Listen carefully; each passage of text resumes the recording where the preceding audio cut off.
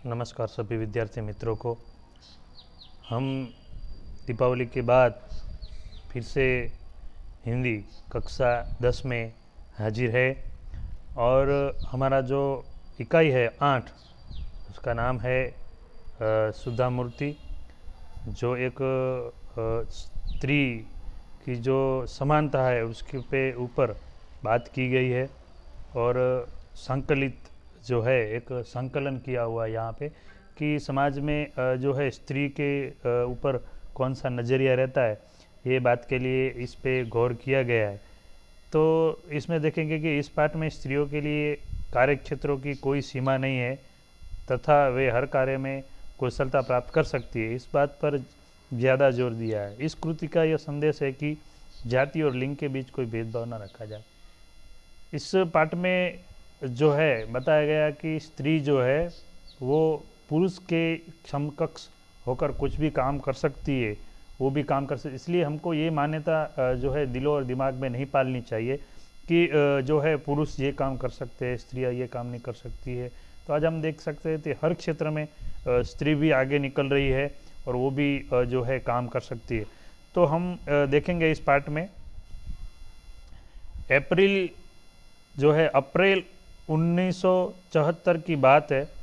बेंगलुरु में गर्मी पड़ने लगी थी।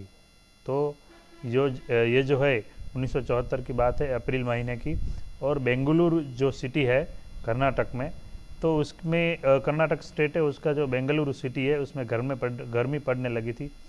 भारतीय विज्ञान संस्थान के परिसर में गुलमोहर के बड़े बड़े वृक्ष लाल रंग का फूलों से लदे झूम रहे थे। तो वहाँ के वातावरण की बात की गई कि भारतीय विज्ञान जो संस्थान है उसके परिसर यानी कि आंगन में गुलमोहर का जो वृक्ष है उसके बड़े बड़े लाल रंग का फूलों से वो लदे हुए थे, झूम रहे थे। कंप्यूटर विज्ञान की कक्षा समाप्त कर, तो जो कंप्यूटर विज्ञान है उसकी जो कक्षा है यानी कि उसका क्लास समाप्त कर एक छात्रा हॉस्टल की ओर जा रही थी। तो एक जो छात्रा थी, विद्यार्थिनी, वो हॉस्टल की ओर जा रही थी कि उसकी दृष्टि नोटिस बोर्ड पर लगे एक विज्ञापन पर पड़ी। तो नोटिस बोर्ड पर एक जाहिरात, विज्ञापन यानी जाहिरात लगी हुई थी, उसके ऊपर पड़ी। यह विज्ञापन प्रसिद्ध ऑटोमोबाइल कंपनी टेल्को टाटा की ओर से नौकरी से इच्छुकों के लिए था। तो यह जो विज्ञापन, जो जाहिरात थी, वो प्रसिद्ध जो कंपनी थी ऑटोमोबाइल की जिसका नाम था टेल्को, जो टाटा की थी, उसमें नौकरी के लिए जो इच्छुक जो लोग थे उसके लिए एक जो है विज्ञापन दिया गया था, उस पर उसकी नज़र पड़ती है। कंपनी को योग्य और परिश्रमी इंजीनियरों की आवश्यकता थी।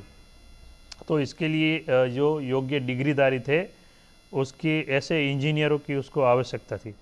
चौंकाने वाली यानी कि हैरान करने वाली बात थी कि छोटे अक्षरों में लिखी अंतिम पंक्ति, तो जो छोटे अक्षर थे उसमें लिखा था, क्या लिखा था, पंक्ति लिखी थी, महिला उम्मीदवार आवेदन न भेजे। तो उसमें लिखा था कि जो महिला उम्मीदवार है इंजीनियर, अगर वो योग्य भी है, लायक भी है, उसके पास डिग्री भी है, तो वो लोग इसमें आवेदन यानी कि अपनी जो उम्मीदवारी है वो नहीं भेजे, नहीं कर सकती है।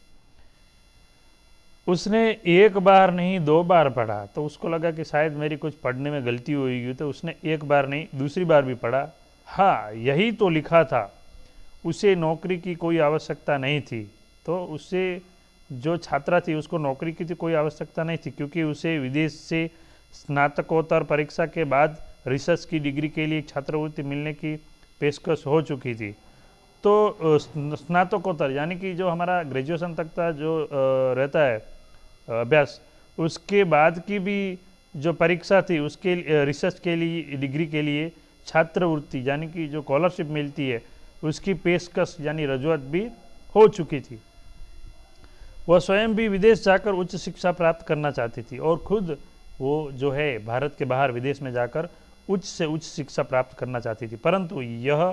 परंतु यहाँ यह भेदभाव जो इंडिया में, देश में हमारे जो भेदभाव चल रहा था, स्त्री पुरुष में इतनी असमानता, स्त्री और पुरुष के बीच इतनी असमानता, बात उसे कुछ पची नहीं। तो उसको जो बात है ये हजम नहीं हुई, अच्छी नहीं लगी कि स्त्री और पुरुष के बाद इतना भेदभाव। जो पंक्ति में लिखा था कि जो है स्त्री उम्मीदवार है जो इसमें आवेदन ना करे। वह अपनी कक्षा में हमेशा प्रथम स्थान पाती आई थी। तो अपनी कक्षा में वो जो है बहुत ही पढ़ने में जो है वो तजग्न थी और हमेशा प्रथम स्थान प्राप्त करती आई थी। और कंप्यूटर विज्ञान के कक्षा में पुरुष सहपाठियों में अकेली लड़की थी। और कंप्यूटर विज्ञान का जो उसका जो क्लास था उसमें अकेली एक ऐसी लड़की थी, बाकी सब जो थे वो लड़के थे। योग्य थी, परिश्रमी थी, योग्य भी थी और परिश्रम मेहनत करने वाली थी भी। नहीं, उसे कुछ तो करना ही होगा, तो उसे कुछ करना ही होगा। ये जो असमानता है उसको दूर करने के लिए उसे कुछ करना ही होगा। इस भेदभाव को सहना उसके बस की बात नहीं थी। और यह जो भेदभाव था वो उसकी दिल पे चोट लगी थी और वो जो है उसके बस की, उसको सहन करना उसके बस की बात नहीं थी। वह इसका विरोध करेगी और डट कर करेगी। ये उसका विरोध करेगी और डट कर मतलब बिना हटे वो करेगी। उसने अपनी डायरी में आवश्यक सूचनाएं लिखी और तेजी से हॉस्टल की ओर चल दी।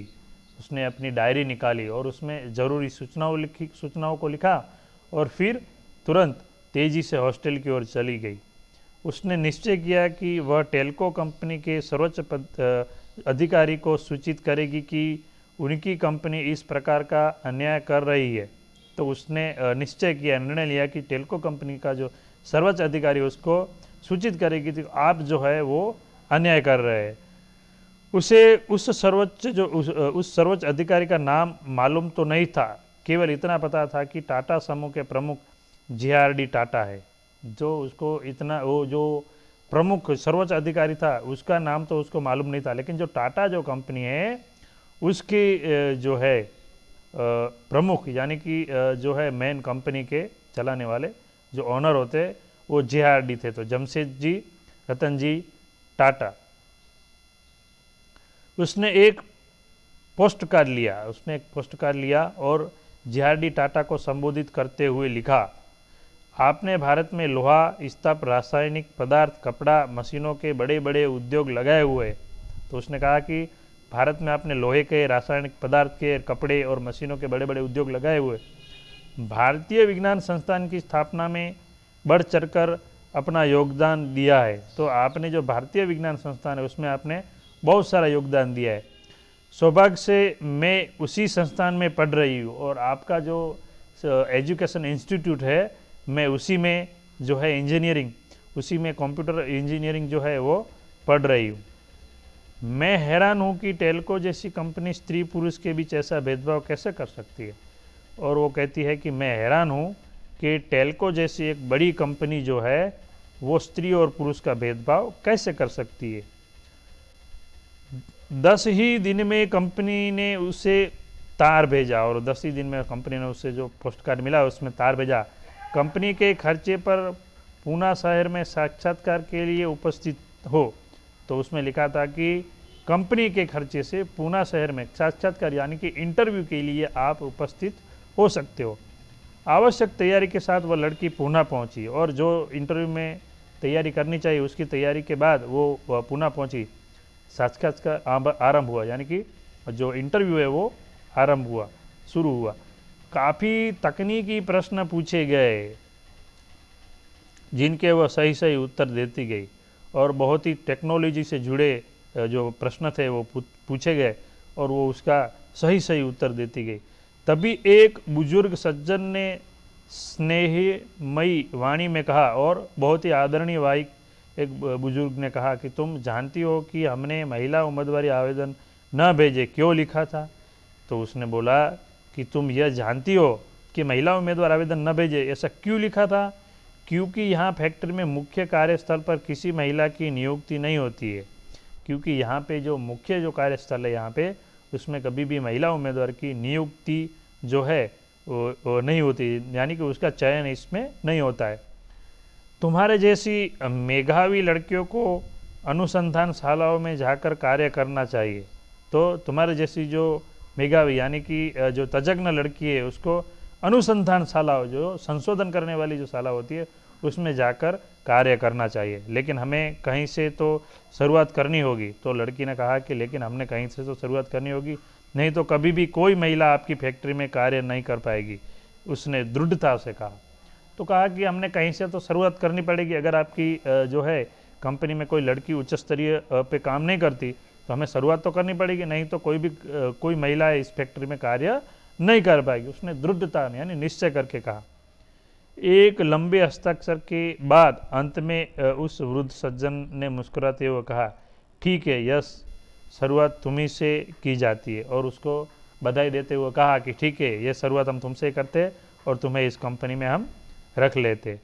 टेल्को टाटा में इंजीनियर के पद पर नियुक्त यह प्रथम महिला इंजीनियर थी। और जो टेल्को टाटा की जो कंपनी है उसमें नियुक्त की हुई इंजीनियर ये प्रथम महिला थी, सुधा कुलकर्णी, उसका नाम था सुधा कुलकर्णी। सुधा कुलकर्णी का विवाह टेल्को में ही कार्यरत श्री नारायण मूर्ति के साथ हुआ। तो उसमें ही जो कार्य करते हुए एक जो थे श्री नारायण, उसके साथ उसका विवाह हुआ। 8 वर्ष तक टेल्को को अपनी सेवाएं देती रही और उसके बाद सन 1982 में उन्होंने अपने पद से त्यागपत्र दे दिया और बेंगलुरु में अपने पति श्री नारायण मूर्ति के साथ जो है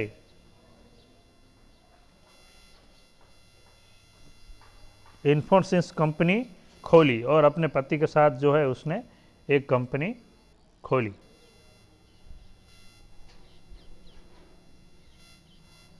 उसके बाद हम देखेंगे आगे, दोनों की मेहनत और लगन से इन्फोसिस ने दिन दूनी रात चौगुनी उन्नति की, यानी कि बहुत सारी जो उन्होंने उन्नति की। सुधा मूर्ति 1996 में इन्फोसिस फाउंडेशन की चेयरपर्सन बनी और जो उसकी जो फाउंडेशन था 1996 में वो उसकी चेयरपर्सन बनी। इस फाउंडेशन के माध्यम से वे सामाजिक विकास के अनेक कार्य कर रही थी और ये फाउंडेशन से वो सामाजिक विकास से बहुत सारे कार्य कर रही थी। उन्होंने कर्नाटक राज्य के सभी सरकारी स्कूलों में एक एक कंप्यूटर और लाइब्रेरी की योजना बनाई और उसे कार्य रूप दिया। और उन्होंने जो कर्नाटक स्टेट है तो स्टेट की सभी सरकारी स्कूलों में एक एक कंप्यूटर दिलवाया, कंप्यूटर जो है वो दिया और लाइब्रेरी की योजना भी बनाई और उसको कार्य रूप दिया, उसको कार्य किया उसका। सुधा मूर्ति ने स्वयं को अब पूर्ण रूप से समाज सुधार के लिए समर्पित कर दिया और पूर्ण रूप से जो अपना काम है वो समाज सेवा के लिए करने लगी और पूरी ज़िंदगी थी उसने समाज सेवा में लगाई दी बाकी की। तो बेल्लारी, बीजापुर, हुबली आदि के अस्पतालों को उच्च तकनीकी चिकित्सा उपकरण उपलब्ध करवाए और जो बेल्लारी, बीजापुर और जो हुबली आदि जो स्थल है कर्नाटक के उसके अस्पतालों में उच्च तकनीकी चिकित्सा उपकरण उपलब्ध कराए, यानी कि टेक्नोलॉजी से जो सज्ज हो ऐसे उपकरण, ऐसे साधन उसने दिलवाए, उपलब्ध करवाए।